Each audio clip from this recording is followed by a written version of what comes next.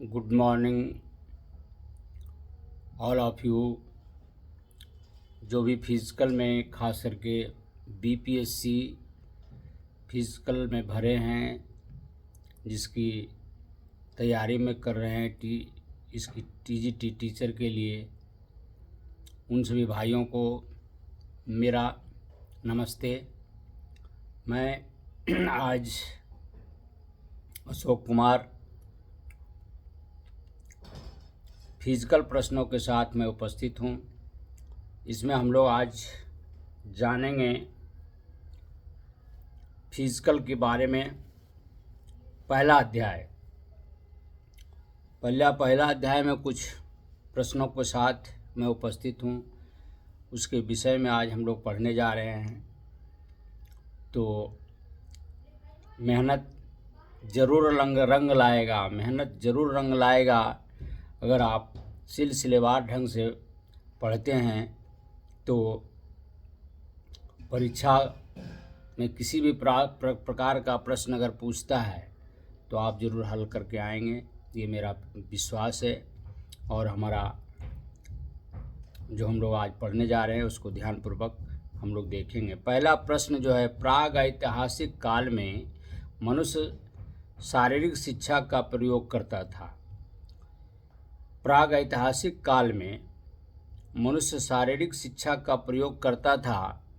Option है रक्षा एवं भोजन हेतु, युद्ध कौशल हेतु, मनोरंजन हेतु, खेल कौशल्य के विकास हेतु। तो मेरे भाइयों, प्राग ऐतिहासिक काल में, प्राचीन काल में मनुष्य शारीरिक शिक्षा का प्रयोग जो करता था वह रक्षा एवं भोजन हेतु करता था। क्यों? कि अपनी सुरक्षा भी हो जाता था और भोजन की तलाश में जाता था। तो उसमें प्राचीन काल में शारीरिक शिक्षा का प्रयोग इसी के रूप में करता था, रक्षा एवं भोजन हेतु। दूसरा प्रश्न में हम लोग चलेंगे, निम्नलिखित में से कौन सी क्रिया सिंधु घाटी सभ्यता में नहीं की जाती थी। सिंधु घाटी सभ्यता में जो ऑप्शन दिया हुआ उसमें कौन सी क्रिया नहीं की जाती थी। तो पहला ऑप्शन है घुड़सवारी करना, धनुर्विद्या, घुड़सवारी एवं धनुर्विद्या। दूसरा है भाला फेंकना, तीसरा है नृत्य एवं गायन करना, और चौथा है जिम्नास्टिक। तो मेरे भाइयों, इनमें तीन जो ऑप्शन है, घुड़सवारी एवं धनुर्विद्या, भाला फेंकना, नृत्य एवं गायन, ये सभी क्रियाएं होती थी। यहाँ प्रश्न है सिंधु घाटी सभ्यता में कौन सी क्रिया नहीं होती थी। तो उस समय जो लोग थे वो जिम्नास्टिक नहीं करते थे। क्यों भाई? तो घुड़सवारी, धनुर्विद्या, भाला फेंकना, नृत्य एवं गायन ये सब करते थे, क्योंकि भोजन के तलाश में वो लोग निकलते थे। तो ये सब क्रियाएं उनको करना पड़ता था, केवल जिम्नास्टिक नहीं करते थे।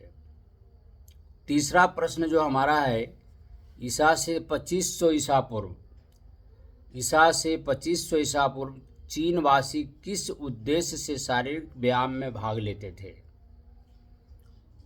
तो यहाँ ईसा से 2500 ईसा पूर्व चीनवासी किस उद्देश्य से शारीरिक व्यायामों में भाग लेते थे। तो इसका ऑप्शन में मैं देता हूँ, मनोरंजन हेतु, युद्ध कौशल हेतु, रोग निवारण हेतु और धनुर्विद्या हेतु। यहाँ पर उद्देश्य जो था वह था रोग निवारण हेतु। तो मेरा कहने का मतलब है कि ईसा पूर्व 2500 पूर्व चीनवासी जो थे उसका मेन उद्देश्य था शारीरिक व्यायाम में भाग लेते थे, केवल रोग निवारण हेतु। चौथा प्रश्न में हम लोग आते हैं। तो भारत के प्राचीन इतिहास में किस काल को शारीरिक शिक्षा का स्वर्ण काल कहा जाता है। भारत के प्राचीन इतिहास में जो है वो किस काल को शारीरिक शिक्षा का स्वर्ण काल कहा जाता था। तो उस समय रामायण और महाभारत जिस समय था, लिखा गया था, रामायण और महाभारत की चर्चा हुआ था, उस समय महाकाव्य काल था। उस समय जो था वो स्वर्ण काल माना जाता था, शारीरिक शिक्षा का स्वर्ण काल था, महाकाव्य काल, जिसको रामायण और महाभारत काल भी कह सकते हैं इसको। पांचवा जो प्रश्न है, भारत में किस काल में अहिंसा के कारण शारीरिक शिक्षा का विकास अवरुद्ध हुआ? भारत में किस काल में अहिंसा के कारण शारीरिक शिक्षा का विकास अवरुद्ध हुआ?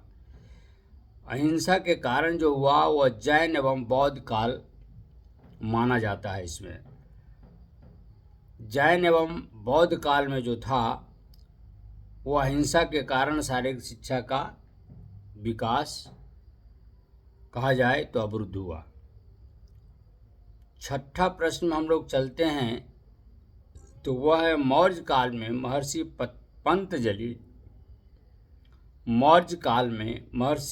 पंतजलि ने किस ग्रंथ द्वारा अष्टांग योग की प्रतिष्ठा की?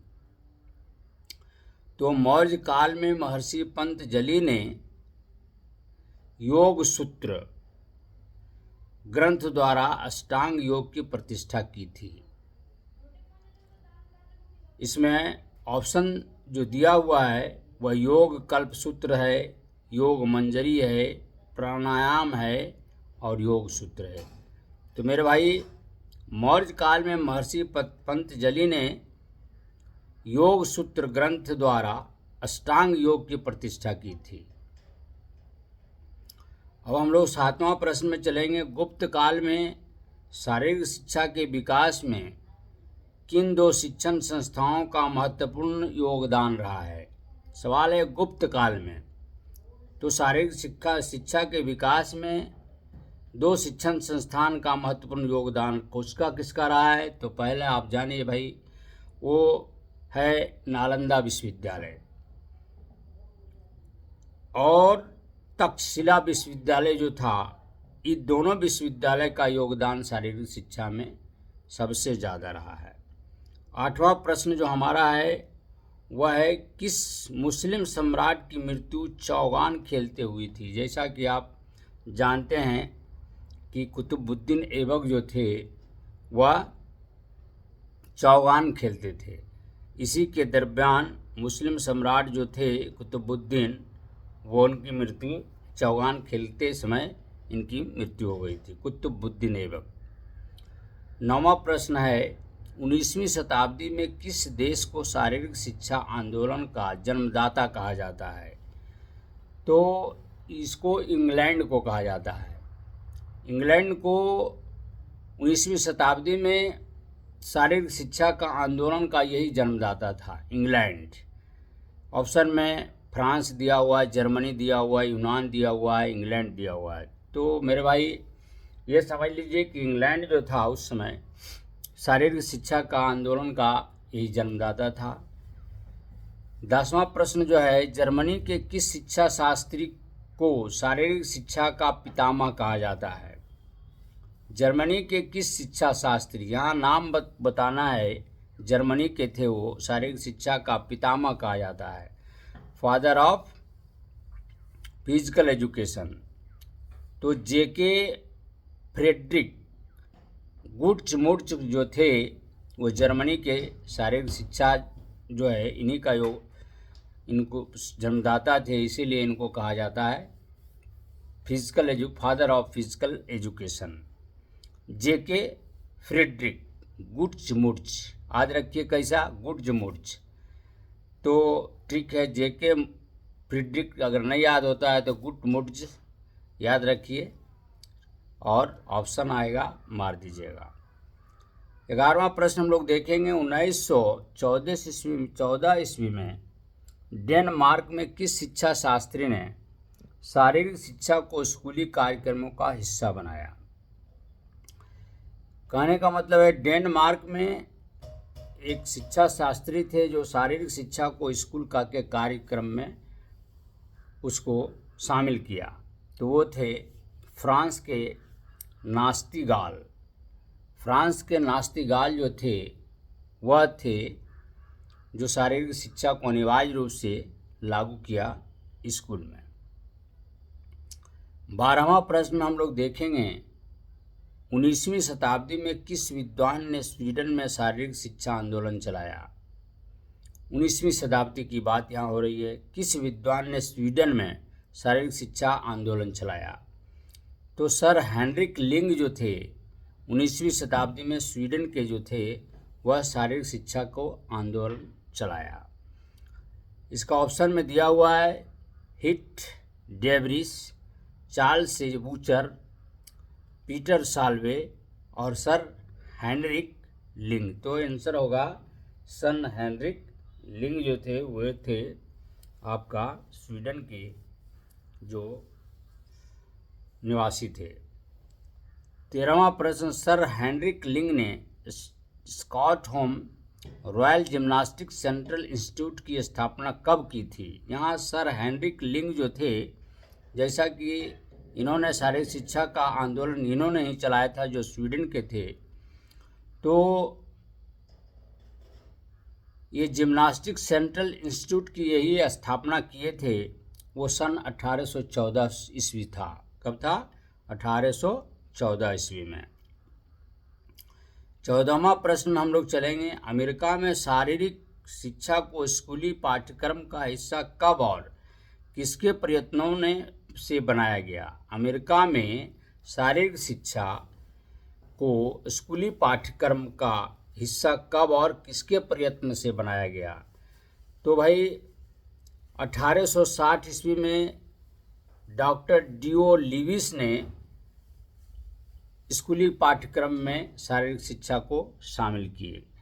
कौन भाई? तो 1860 ईस्वी में डॉक्टर डी.ओ. लिविस जो अमेरिका के थे वासी, इन्होंने स्कूल पाठ्यक्रम में इसे शामिल किया।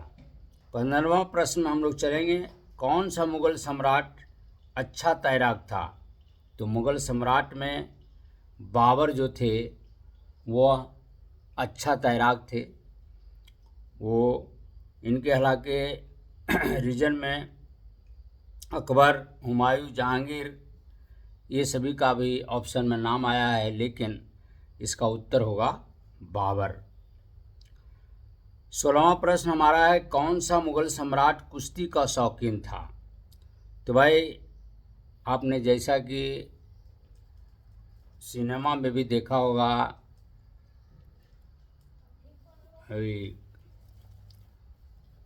उसमें इसका उत्तर होगा अकबर। तो मुगल सम्राट कुश्ती का शौकीन था जो अकबर, वो अपने भी कुश्तीबाज था, तो इसलिए ये थे अकबर थे। इसका उत्तर होगा अकबर। कौन सा मुगल सम्राट कुश्ती का शौकीन था भाई? तो अकबर थे।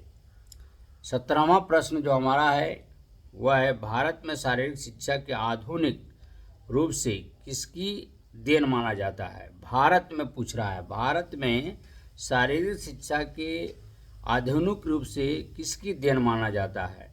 तो इसको अंग्रेज़ों का देन माना जाएगा, क्योंकि अंग्रेज़ हमारे